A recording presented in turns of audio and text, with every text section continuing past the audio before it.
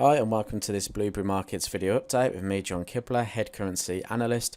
In this video we're going to take a look at the markets this week and analyse what's happened, and the majority of it's going to just talk about the US dollar strength that we've seen come back into the markets. We were looking for the potential for the markets to come into some real key areas, and in particular the US dollar and especially the 10-year yields have come up into some key areas, which has kind of pushed the dollar very, very strong.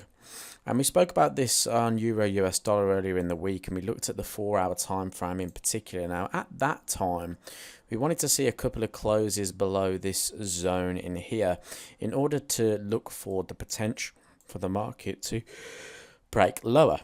Now, unfortunately for us, that didn't occur. Instead, we actually had a rejection here, and the 4-hour uptrend continued, breaking past the major swing level that we were talking about.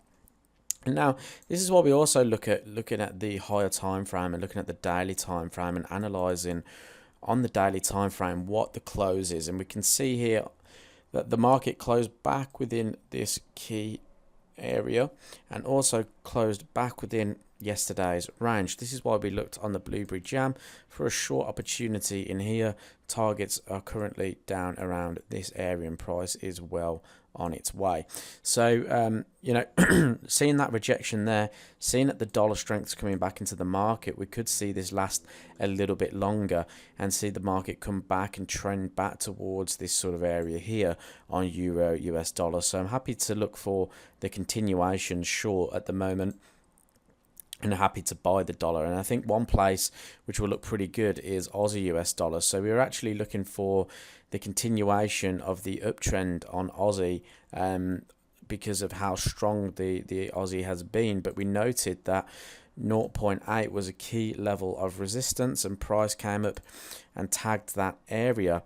And since then, price has just been dropping to the downside. Now, what's interesting here is the way the weekly is currently setting up. So we had the breakout of this high. Now price is closing back within this high. That could lead to some further downside on Aussie, potentially back down towards these key lows.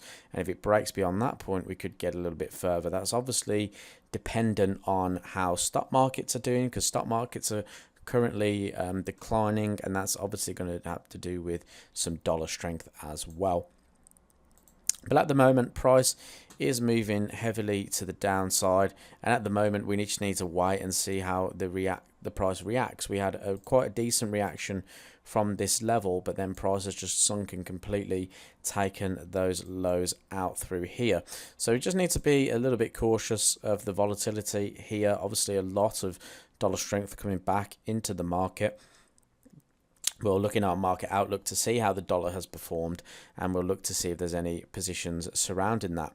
Just looking at one of the weaker currencies as well, the yen has performed really sort of badly against the US dollar this week, probably the worst out of the majority of the pairs, and we can see that the yen weakness continues as we kind of especially as we broke into these highs and formed this sort of area here.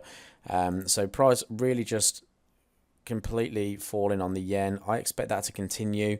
That's more around the sort of Bank of Japan talking about they're going further into negative interest rates, and obviously before that happens we typically see a sell-off of that currency. So I'm expecting that to continue, and we'll cover this in the outlook as well. So I hope you had a good trading week, and I'll speak to you soon.